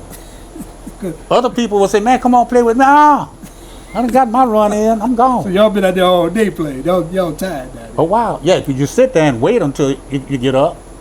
And then you play. When you lose, we done played so many games. So what Pistol Pete was like? A magician. Magician, huh? A magician. I never saw anybody can handle a basketball like a Houdini. I watched him in one game. The referee, let's see where you are, and he called Pete for traveling. Pete looked at him, a double dribble, he used to bounce like this. He threw the ball to him like this, and when he reached for the ball came back to Pete. And he was stumbling. And 3! He called a tech on Pete. And then Pete got the ball and he handed it to him. I'm like, I don't want it now. Oh, yeah. And Leslie, bro, like Pete, I think Leslie was a better pure shooter than Pete. Leslie, he could shift those shifty legs. And when he went up, it's going down. Pete was very accurate, but Most of his shooting was like set shot Right. or mini jump shot. He was comfortable where he could do it. Man, I watched him at one fair. You know, those basketball goals, they sort of funny. You know, if the ball hits the inside of the rim to get a prize, the ball's going to come out. Pete sat there when he finished shooting the ball. He was shooting it where all it was doing was hitting nothing but nets. After he won that third toy, the man said, no, you can't play no more. Yeah. Now stop. He missed. He wasn't going to miss nothing. And one day, we were downtown, my wife and I, and we met Pete. And he hollered at me, you know, hey, Al. I said, what's going on, Pete? And so we talked, and Mary was sitting there. This was when it was 3rd Street. All right. When she finished, she said, who was that? I said, that's Pete Maravich. Who is he? I said, honey, that's one of the best basketball players ever came through LSU. She said, oh, he don't look like much of nothing to me. I said, he's scrawny. I said, oh, yeah, that's Pistol Pete. I done heard that name. I said, that's him. And she turned around and looked. Yeah. Mm-hmm. Now, between him and Lester, they'd have played on the same team. They'd have been a powerhouse. They were quite a few years apart. Oh, yes, so. Leslie came out of high school a few years before me. Pete started LSU the same year I did in 1966. Okay. Yeah. So Lester came out of Blundenholm. He came through McKinley. McKinley. Okay, then through McKinley. Right. And McKinley turned out some basketball players. Oh, yes. They turned out some. Fred Hilton, Charles Powell. Oh, yeah. Well, I remember those cats. Mm-hmm. Oh, yeah. Oh, man, you had a chance to hang around some greats then, like the great Leslie Scott. That was a good friend, good man, always supporting the community. Mm-hmm. I do remember Leslie. But I never had a chance to meet the great Pistol Pete. Mm-hmm. And I know he died early. Yeah, you did. Yeah. Playing a pickup game after his pro C stuff was over. And he dropped dead, heart attack. I believe that's what it was. Mm-hmm. And they say it could have been drug related now. I don't believe that. You don't think? Okay. Mm-mm. No. I had heard about certain things, and only thing I'm going to say is I believe it was purely a health issue that was not related to what some people speculate. All right then. All right. He was a good friend of mine. Nah. All right, we're gonna leave that right there. We're going to leave that alone. Now, so your LSU experience, did you graduate from LSU? No, I didn't. I did not want to go back to school. Hold on. Now, you an engineer. That's right. You got a B average in engineering. Well, not quite a B. You got a B, but you had a pretty good average. That Charlie McClendon wanted you to be overseas study hall. Mm-hmm. Now, because you didn't make LSU football team, you didn't go back? I went back, and that was a bad thing I did. I went to school that following semester. I did not buy a book. I registered. At midterm, my parents saw 5 F's. F. So you were just hanging out. I was gloating in the worst kind of way. Because of your I need. didn't want to. I had talked to Coach Bird at Grambling, and I talked to Dolan that went to McNeese. Both of them said, man, you need to come up here. And Eddie Robinson sent word with Coach Bird. If you come up here and your knee hold up, we put you on scholarship. But they knew what I could do, but Dolan knew. He said, even though you have that bad knee, you still can run. I said, I can't cut like I used to. I used to cut like at a 45, 50 degree angle. But I couldn't do that to the right anymore because I don't have any support. Well, at midterm, I went and talked to the instructors. Who are you? Edmund Stewart. Oh, you the one that hadn't come to class. I said, yeah, and I told him what was going on. And out of my 5, three of them told me, midterm is 75% of your grade. 75. It's midterm with 75%. That's right. Okay. I said, well, me knowing a little arithmetic, there's no sense in me going to those classes. So it was just 2 I gang-banged on, trying to go back to the beginning. And 1 told me, what you make on the final, that's the grade you're going to get. That's what I was hoping all of them would tell me. And then the other one said, we'll average it out 50-50. So needless to say, regardless of what grade I got, it wasn't going to keep me there that semester. So I had to take a leave of absence. And so... But you had already taken a leave of absence. You had not go to class at all. That's right. And you paid for that semester. I paid for it, yeah. Or your mom and dad paid for it. That's right. And so I said, well, I'm going to drop out and I'm going to go get a job so I can do what I believe I want to do. I went to Texaco, across the river, because it's close to Donaldsonville. I said, I can get a job here and work and then stay here. Okay. I go over there and take the test. And so when the test was over, it wasn't but like 3 or 4 of us taking it. It was a small number. And he told me, the manager of the refinery called me in. He said, Stewart? I said, yeah. Come in my office. I didn't know he was the manager until we got to talking. He said, I'm going to do you a favor. He said, what's that? I'm not going to hire you. I said, what? I flunked the test? He said, no. You scored higher than some of my engineers. He said, go back to LSU, get your degree. You got a job waiting for you here. 23 hours, a little less than 2 semesters, which was really 2 semesters. I said, no, I want to get me a car. Mistake number 3. Hey, but you live and learn, and I've gone the full deal. Yeah, you know, John the Baptist, he told everybody before Jesus came, repent. That's all you got to do. Repent is you don't do it no more. Well, I done a lot of repenting in my life, bro. We all have. We still do. I've done a lot of repenting. But you see, going back to the beginning, like at LSU, a lot of things I did, I had developed the attitude that it was their fault, what happened to me. See, like I say, I'll go back and forth. All right. But as I got older, and I found out what God had me to do, I did what I wanted to do. He just wanted me to recognize Him.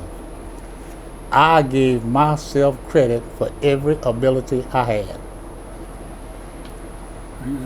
I was I. You was one of them Arab Negroes. There you go.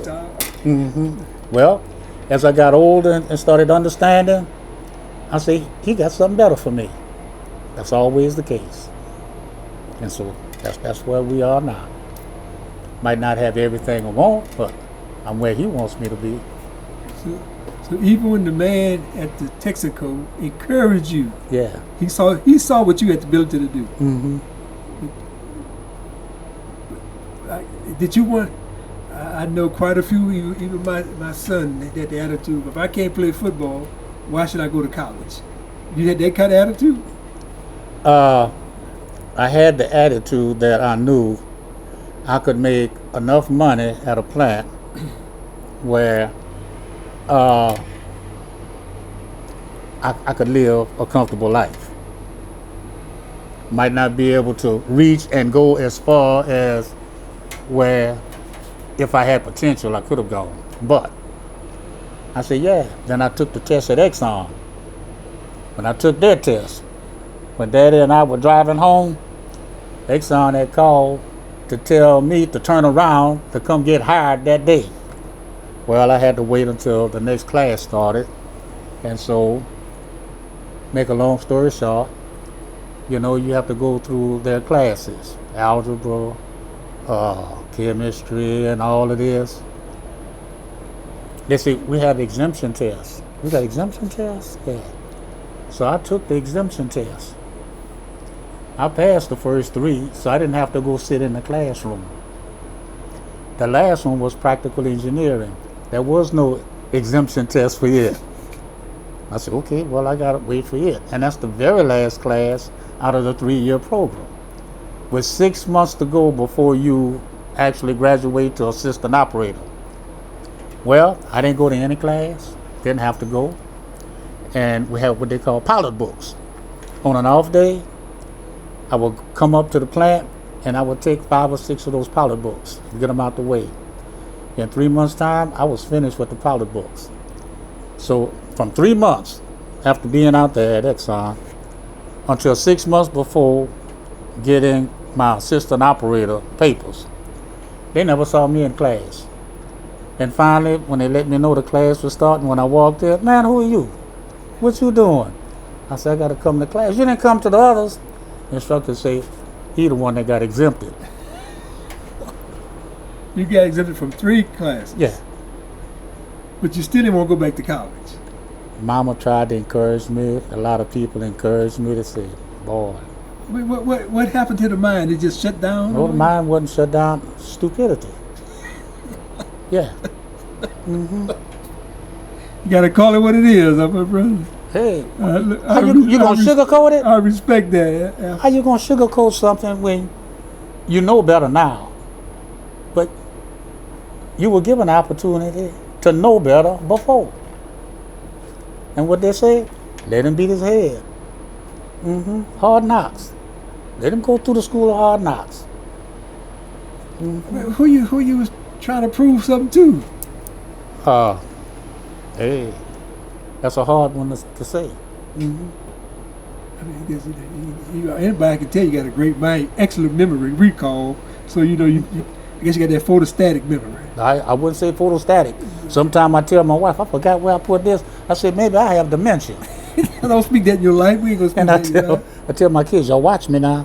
If I start saying the same thing over and over, remind me, nudge me.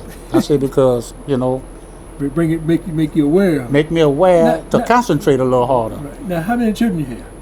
I got 4. Oh, okay then. 3 boys, and the oldest is a girl. All right. Now, My daughter's the oldest, now your wife, what's her name? Mary, Now where is she from? Donaldsonville. We went to the same Methodist church. Hey, yo, that Donaldsonville case, that I don't know, did Donaldsonville mess you up or coming to you, the lab school messed you up? I messed myself up. Now what's your wife's maiden name? Alexander. I don't know that Alexander from Donaldsonville. She has one brother still living in Donaldsonville, Ernest Alexander. He's Catholic. Oh, you Catholic? Oh, yeah. Catholic. Devout Catholic. So now when you got hurt, mentally that truly affected you. Oh, yeah. You hung around LSU all the time hoping to get opportunity to play. That's right. And you was performing in the school, in the classroom. You finally got on the field and you performed. But that one fateful day, That's right. 3 weeks into the training, you got hurt. Just your whole life to you was over with at that time? No, life wasn't over with. I mean, you weren't thinking that way? Uh-uh. You thought you would rehab and get back out there? Well, when I was at LSU, I did a lot of walking.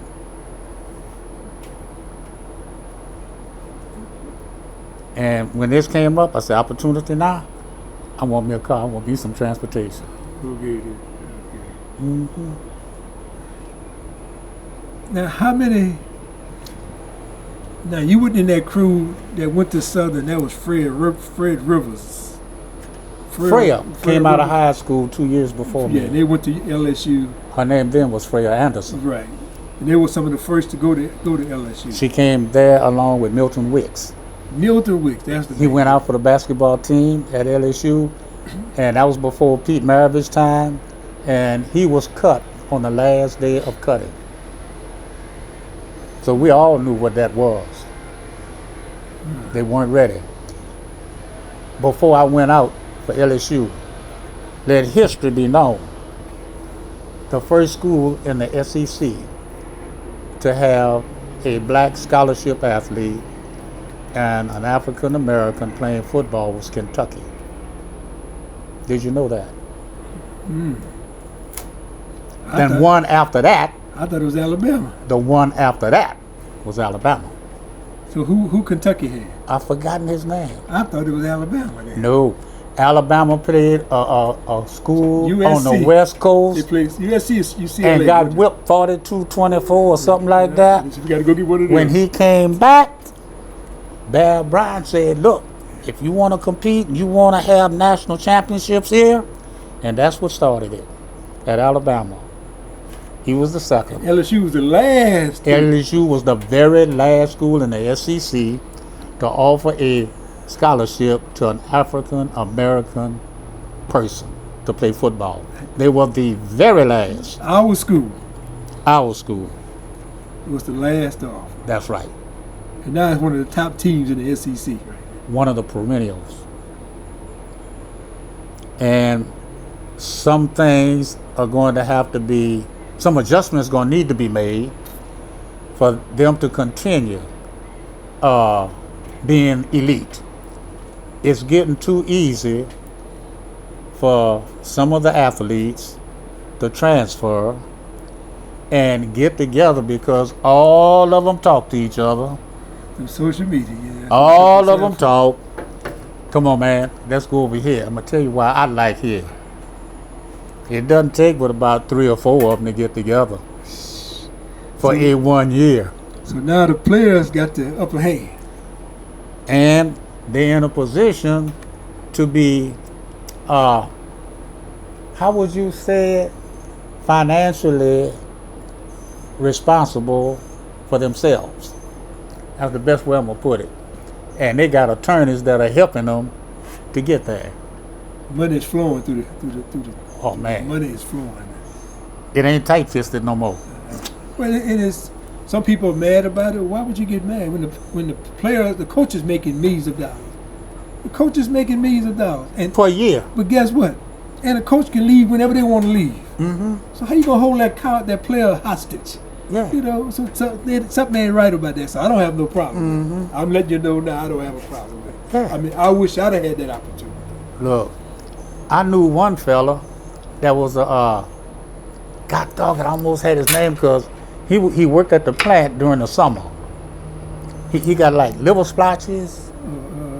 I'm trying to Yeah, you think. talking about a big guy? Yeah, Yeah, he played defensive end. yeah, he coached at he coaching at Alabama now. Mm-hmm. He gonna be mad at me. I'm sorry, my brother. I can't remember. Yeah, I know you're talking about. Carl. Carl, big Carl. Lord have mercy. It's gonna come to me because he and I talked a lot when he was out there doing his summer internship at Exxon. Yeah, but Carl, you know, he's benefiting out there. He's been in the league in the SEC for quite some time. He's at Alabama. Mm-hmm. So he's doing well for himself. Yeah. You know? So when you went out to LSU on LSU team, they still His last name started with a C. Carl. I can't. Well as I know Carl, I'm just telling you I can't. No, that was his. D.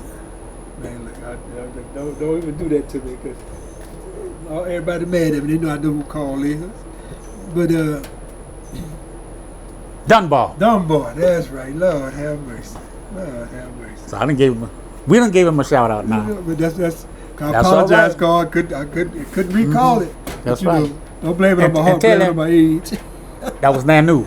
Nanu, huh? That's how you knew my name. Everybody knew the Nanu from That's Donaldsonville. right. But you, No, did he you knew claim, me at Exxon Did you as claim Nanu. Donaldsonville back then? If anybody asks me where I came from, where I grew up, yeah. So everybody in Donaldsonville remember Nanu. No, they knew Alfred. Yeah. Now what street in Donaldsonville? Catawba. Catawba. All right then. All right. Mm-hmm. Now the LSU experience was a traumatic experience. It was a great experience to have that opportunity to go on the field, but it ended up not being what you thought it was, what you wanted to be. I was out to prove a point To who? to to the world. After you heard what Charlie Mack said. That's right. Uh-huh. What Charlie Mack said again? But I didn't have to prove anything to anybody. It took me about 30 years to figure that out. I mean, that's a long time. Because it's hard to turn or lose something that you have allowed to be ingrained in you so strongly. I mean, you hearing Charlie Mack make this statement, but you still in high school. I was 16. So why would that have that great of an impact on you? I knew what I could do. I don't get that. So you wanted to prove to that white man that the statement you made, but you don't realize that he got the power too, though. That's right. He can shut it down. Mm-hmm. Now, your injury was not intentional. We ain't gonna say it was intentional. I don't believe it was intentional. However, one thing about down there at LSU is just like Southern. Southern had what they call a pit. And toughness, they put you in what they call a pit.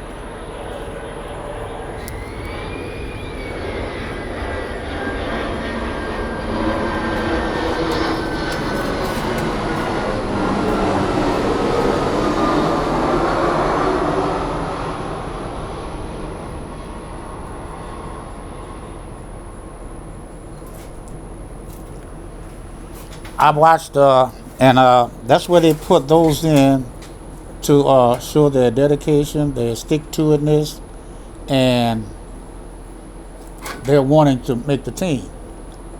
Down there at LSU, what they did was something else. What you mean? Oh, it was something else. I went to the game where LSU played South Carolina, and for LSU to win the game, they had to block this field goal from South Carolina. Those fellas lined up. The center was sprayed with his legs like this, to get locked in. And LSU had one fella here. You can't do that anymore. Had one person here. On both sides. That's right. And another one right here. And soon as he snapped, they went down at his knees. Ooh, so they took him out. And that other one went across the top and blocked it. And when they carried him off the field, two people carried him off the field, his legs were spread out like this. From his hip, his legs was out like that. And that's how they carried him off that field.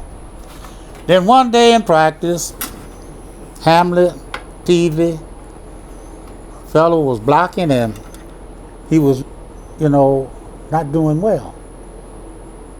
And they told him, they said, "You see how he's lined up?" He said, "Yeah, I see how he's lined up." "You see how that back is level?" "Yeah, I see how that back is level." I said, "You see how he's lined up with his head and his behind?" He said, "Yeah, I see. I want you to knock his head clean through."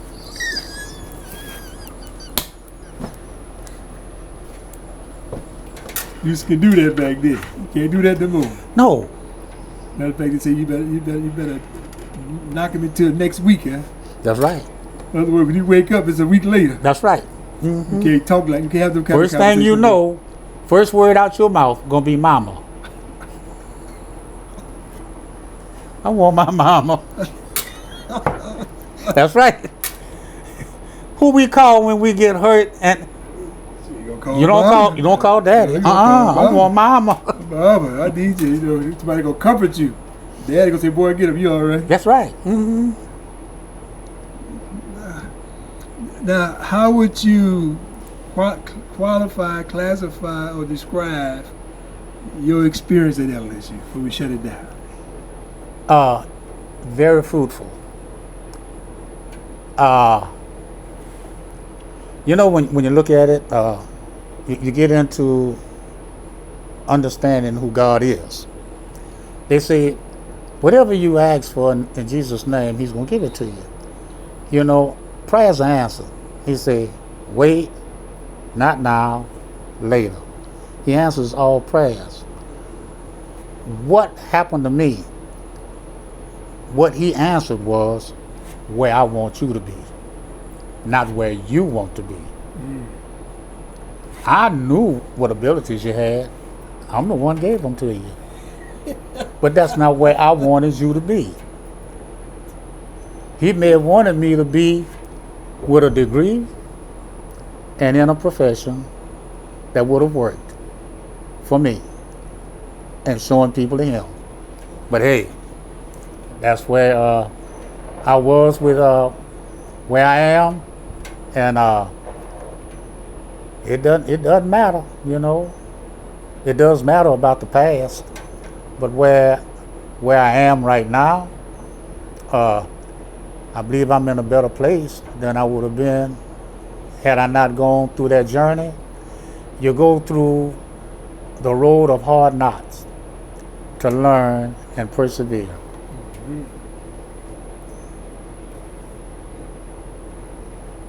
And so you're saying that's just a part of life. You can't get around it. Mm-hmm. No.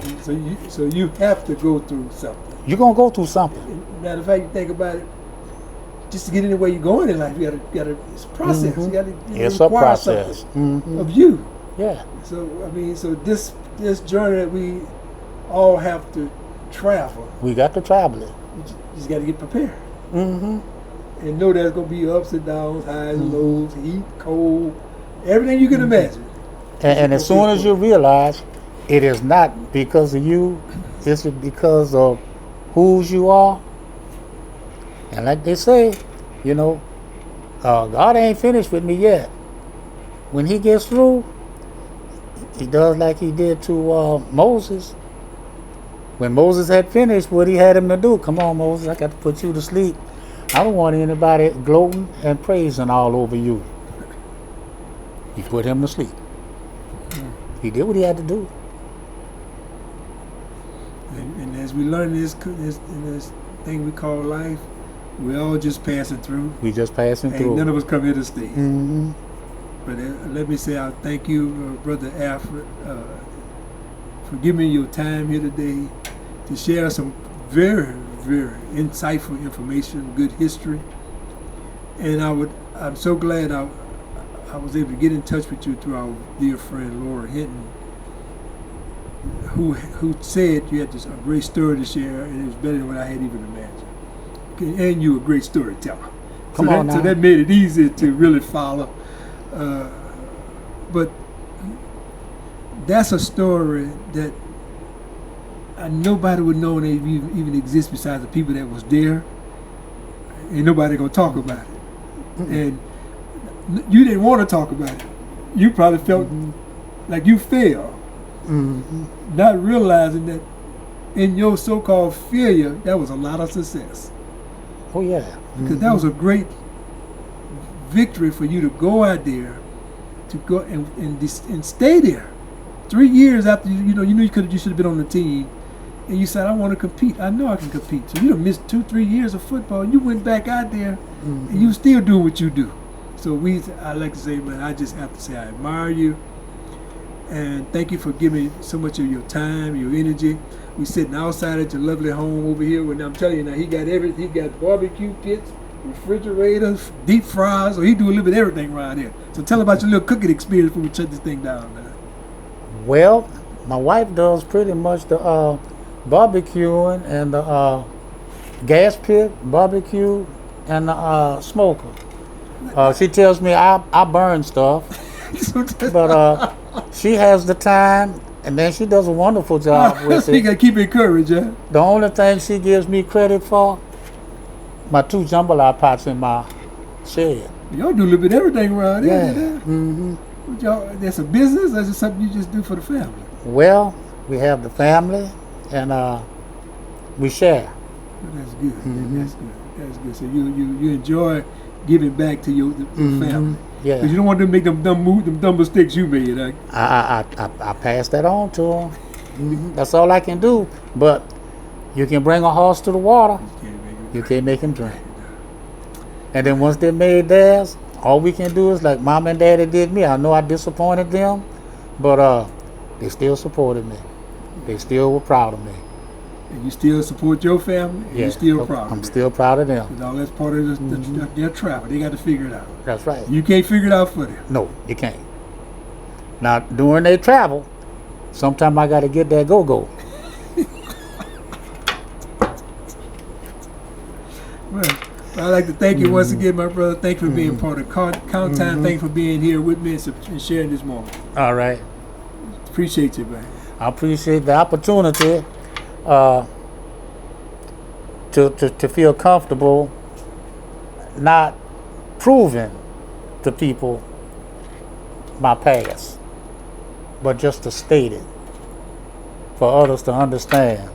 No matter what you're doing, you will go through something, and don't take it the wrong way and don't be negative. Keep looking forward. It's almost going to be 60 years since you made that, since you stepped out there. That's right. It's 63 years when you attended LSU. No, That's 66. right. No, 66. 1966. So this dude told me there's quite a few years have gone by, and it's just all memories now. Good, bad, and different. That's right. That's all you have left is memory. But but yet still you have a lot of great things to say about LSU because they did allow you to come out. And if it weren't for them and the school and my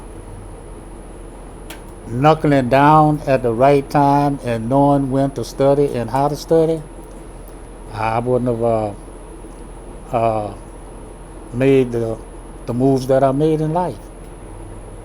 Okay, one more question. Where's Brother David Mays at?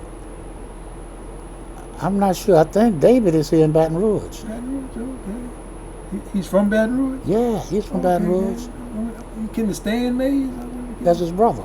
Oh, that Mays. Okay then. Oh, all right. He's a dentist.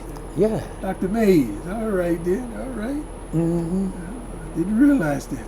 Yeah, that's right. So he was a great athlete too. That whole family is a sports athlete. Oh yeah, both of them were quarterbacks. He was at Texas Southern. Stan was up at Grambling. Man. All right. Well, that gives a lot of history all by itself there. Oh yeah. But he didn't get a chance. None of y'all got a chance to wear a Tiger uniform. Y'all just practice. I went out for the team. It wasn't for me. It's just like John the Baptist. He wasn't Jesus Christ. He was kin to Jesus, but he paved the way. That's right. He did what his job was. Yeah. And I believe I did what my job was. They realized there's a lot of excellent abilities in us as African Americans. And the overlooking of it is over. Before, it was just overlooking for whatever reason they wanted to come up with. But now, the overlooking is over. Were there any more guys who came out for LSU team around that time? We had some that came from New Orleans. 2 years before I went out for the team. Okay. One was Byron Sterling. He came from St. Augustine. Short fella, about 5'9", shoulders about this wide. He was a guard. Bruh, from what they tell me, he was on it. And then another one, Louis Ambo, he was like 6'3", 245. Byron Sterling was like 230. He went out for the team at LSU and they told him he was too short. It was just like Walter London when he went to Green Bay as a guard to try out. They told him he was too light. Walter London was like 6'2", 195. I'll put it like this. As for his strength, you could say his strength was comparable to Richard Jackson. Tombstone. That's the kind of strength he had for a person 6'1", 200 pounds. No different than Fuzzy Thurston.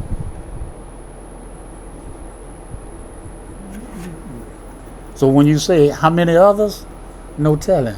How many missed opportunities both at the secondary level and I mean, but now let's go. Let's kind of give us a little insight on what was it like to be on the campus of LSU. You didn't stay on campus, did you? Yeah, I stayed on campus. Still on campus? Yeah. What dorm you lived in? My freshman year? No. Oh, we're going to get around. Every semester I stayed in a different dorm. I started off in Johnson. That was the freshman dorm. Okay. Still is. I never closed my door. When I came in orientation, somebody already was in the room. Man, I was on the corner. 414. That's a big room. Great big desk over here, great big desk over there. Large locker, 2 large lockers. I mean, our lockers were that wide each.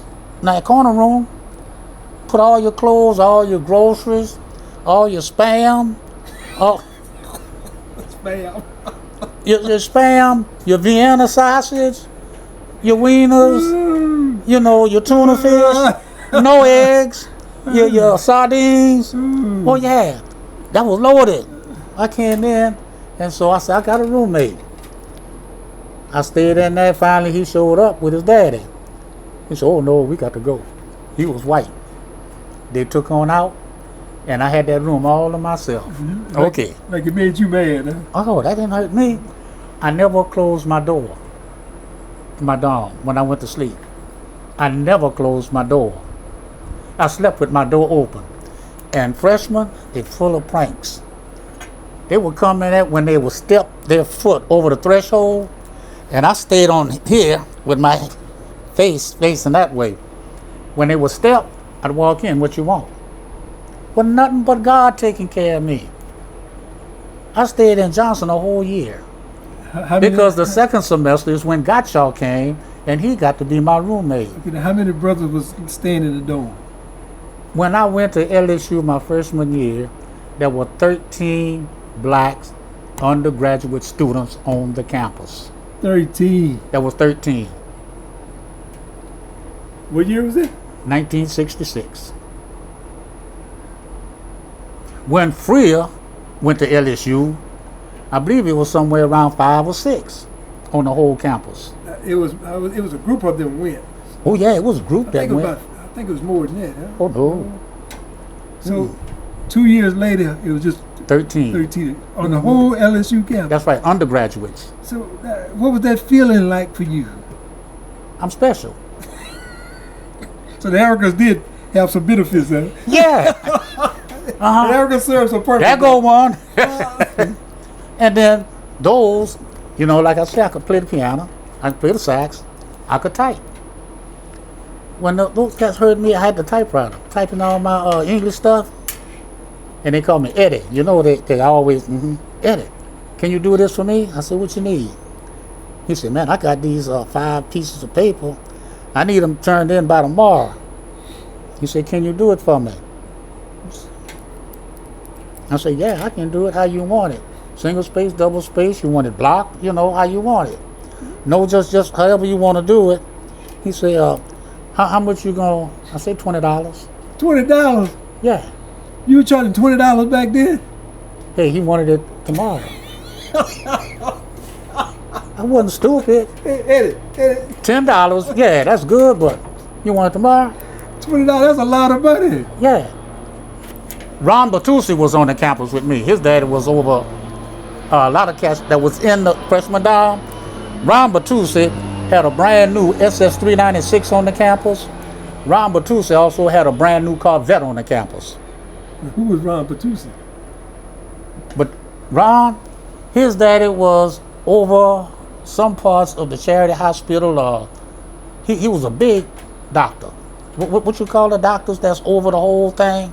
He's the what you call it, medical director. All right. Then we had another one there. Gottschall used to ride back to New Orleans with him. I can't think of this fella's name, but he was on the campus in a Porsche 911S. You remember that like it was yesterday. Bro. Oh yeah, good. Bro. I knew these people. And another one that was on campus with me from Venezuela, Manuel Mojica. His daddy was the owner of the major rubber company in Venezuela. And he hung out with us because he said the other cats were taking his money. You know, they were misusing it. But us, it was all right. He remember Otis Redding talking about cars and shoes and all of this. And that's what he did. His daddy was sending him. Ron Bertucci was getting over $5,000 a month, spending change. This person daddy was sending him $4,500 a month, spending change. He had a sister on the campus. He saved his money because he was hanging with us. And we never did want any money from him or nothing. Now, who was us? Manuel Mojica. But who was us? Black people. Oh. So he started hanging out with us, black people. But he one of us too, though. African Americans, yeah. Anyway, come Christmas, he was going home, Venezuela. He say, Alfred, he say, my daddy don't know it, but I'm shipping a car to him. You are? He said, my daddy always wanted a Riviera. He was able to pay cash for the Riviera and have it flown to his daddy. A student. As a Christmas present. I was on the campus with these kind of people. I started in Johnson. I went to Hatcher. Then I went to Hodges. I went to North Stadium. You know, North Stadium, they got them great big old bunks where you can put a whole lot of wine bottles underneath. All right. Then I left and went to South Stadium. Then I went to Graham Hall. I went to Pentagon. My last semester, my dorm don't exist no more. Kirby Smith. Kirby Smith. 14 stories? Hello, 17? 13. 13 stories. We was on 1404, 1402. You don't have a 13th floor label. Oh, that's bad luck. Huh? That's bad luck. That's right. And me and Gottschall, that was before we went out for the team, and we stayed there about a year. Anyway, we would run up the stairs. That's how we got ourselves in shape. That's a lot of stairs. We ran up the stairs, man, and them cats, yo, cut that out, making too much noise, all that stomping. We'd get there and we'd wait a while and say, you ready? No, not yet, let's get our breath. So one day I would lead, and the idea was this. If you falter, I'm gonna run up your back. And you had to hit every step. You couldn't every other step. Man, Gottschall was a big boy then. Yeah, Gottschall was like 6'2", 215. Yeah. And he played offensive guard. No, Gottschall was a running back. Oh, the running back. He was a big boy Yeah. then, huh? He came from Illinois. And he transferred to LSU from Illinois. And during his freshman year,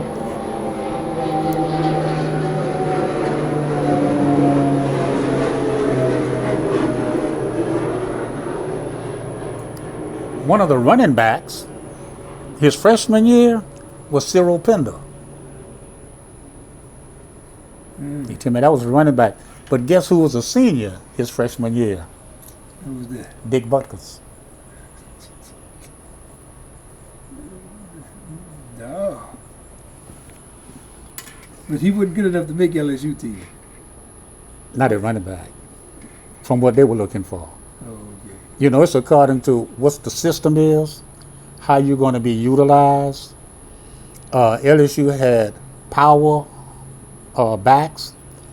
They didn't really have as such what you call a halfback. Okay, that's You know, they had split back, right. where you didn't know what was coming, a swing pass, a pitch out. Yeah. But you had to be versatile in that backfield, except your fullback. And your fullback was only as good as the lineman in front of you. Block it for you, yeah. Well, you did pay attention now. We can say that much. Mm-hmm. You had figured things out. Oh, yeah. But you did a little bit too much figuring, huh? Mm-hmm. Yeah. But that's okay, though. That's okay. Once again, my brother, thank you for being here, and thank you for being part of Count Time. All right. Appreciate you, man. All right. Appreciate you giving me an opportunity to express answers to questions and directions that you wanted to see us go. Yeah, because very few people know this story, so this story to me is very valuable and important because we know LSU got a lot of history, good, bad, and indifferent. That's right. And we need to make sure the whole story is being told. Mm-hmm. So I appreciate you sharing that with us. Thank you, my brother. Yes, indeed. All right. You're welcome.